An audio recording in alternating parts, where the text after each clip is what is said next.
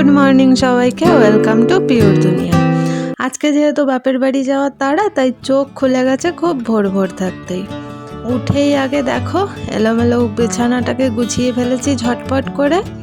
আজকে আর কোনো কিছুতে দেরি হচ্ছে না, কারণ তাড়া রয়েছে তো, যেতে হবে কোথায়? বাপের বাড়ি। মনের আনন্দে ঝটপট সব কাজ হয়ে যাচ্ছে তাড়াতাড়ি করে। তাই এক কাপ চা খেয়ে কাজবাজগুলো সেরে নিয়ে রেডি হয়ে পড়েছি। ব্যাস রেডি টেডি হয়ে দেখো চলে গেছি সকাল সকাল স্টেশনে। ট্রেনের অপেক্ষায় বসেছিলাম, এত মনে আনন্দ হচ্ছিল। তাই দেখো কাজগুলোও কিন্তু আজকে ঝটপট হয়ে গেছে, কারণ যেতে হবে তো, রেডি হতে হবে, এই আনন্দে সব হয়ে গেছে। আমি, ভাই আর তোমাদের দাদা তিনজনে মিলে চললাম ষষ্ঠী খেতে। যদিও আমাদের ষষ্ঠীর নিয়ম নেই বাড়িতে, তাও ওই যে সবাই যায় তো আমাদেরও তো যেতে হবে। মোরা তো বাঙাল, খাওয়ানোর কোনো অনুষ্ঠান থাকলে কি এটা বাদ দেওয়া যায়? নিয়ম থাকুক আর না থাকুক, ভুড়ি ভোজের তো একটা ব্যাপার আছেই। ব্যাস ট্রেন জার্নি শেষ, তারপরে বাস জার্নিও শেষ। এবার চলে এসেছি বাড়ির পথে। এই যে জায়গাটা দেখলে না, এটাতেই হয়েছিল আমার বিয়ে। তাই যেতে যেতে আবার মনে পড়লো যে বছরখানেক আগে এখানে বসেই বিয়ে হয়েছিল। বাড়ি পৌঁছে গেছি, ব্যাস মনটা তো ফুরফুরে হয়ে গেছে আনন্দে। আর বাড়ি যাওয়ার সাথে সাথে আমারও তো খাতির যত্ন হয়নি। জামাইকে একদম মিষ্টি, ঘুগনি, লুচি সাজিয়ে খেতে দিয়েছে। মেয়ে আবার বাড়ি গেলে এত আদর হয় নাকি? জামাইয়েরই যত আদর। তারপর একটু পাড়া চড়তে বেরিয়ে পড়েছিলাম।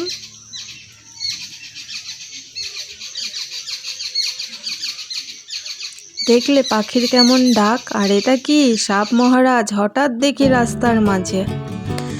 এরপরে শুরু হয়ে গেছে দুপুরের খাওয়া দাওয়া, যেটা আসল কারণ, যার জন্যই এত দূর থেকে যাওয়া। না, মাকে দেখতেও মনটা খুব ইচ্ছে করছিল। মাকে দেখার কথা ভাবলে আর তখন বাড়ি যাওয়ার কথা ভাবলে মন যেন অন্যরকম হয়ে যায়। খাওয়াটা তো ছিলই, সেটা মিথ্যা বলবো না, খাওয়াটাও একটা কারণ। তার সাথে মায়ের কাছে গিয়ে কিছুটা সময় কাটানোটাও কিন্তু আসল কারণ।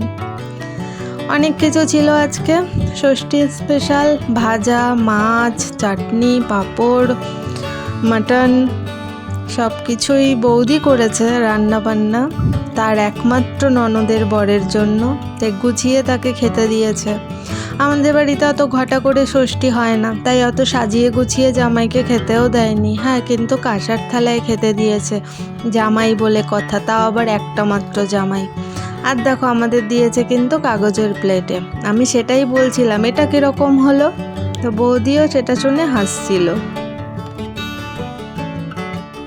তারপরে বিকেলে আবার সবাই মিলে একটুখানি বেরিয়ে পড়েছিলাম। যেতে যেতে দেখি আবার রাস্তার পাশে কোথায় লোকনাথ পুজো হচ্ছে। পুজো শুরু হয়নি আসলে, কিন্তু ওই যে কদিন পরেই পুজো, তার 19শে জ্যৈষ্ঠ, ওই জন্য প্যান্ডেল ট্যান্ডেল হয়ে গেছে ওখানে। আমাদের ওখানে ওই একটা জায়গাতেই দেখি মোটামুটি প্রত্যেক বছরই পুজোটা হয়। বেরিয়েছিলাম কী কারণে? কারণটা হলো জামাইকে কিছু তো একটা দিতে হবে, নিয়ম থাক আর না থাক সবাই দেয়, তো সবাই দেয় যখন, এই জামাইটা কি আর ফাঁকা চলে আসবে? তাই জামাইয়ের জন্য গেছিলাম কেনাকাটি করতে সবাই মিলে। কেনাকাটি করে সবাই আবার ভ্যান ধরে ফিরে যাচ্ছিলাম বাড়ির দিকে। আর কি, খাওয়া দাওয়াও শেষ, কেনাকাটিও শেষ, এবার আবার বাড়ি চলে আসতে হবে। ভাবলেই না মনটা ঠিক কেমন হয়ে যায়, আর ভালো লাগে না। কি আর করা যাবে, বাড়ি তো ফিরে আসতেই হবে, কিছু তো করার নেই। চলো সবাই খুব ভালো থেকো, মা বাবাকে ভালো রেখো, আনন্দে কাটিও। আজকের মতো এই পর্যন্তই। গুড নাইট, শুভরাত্রি।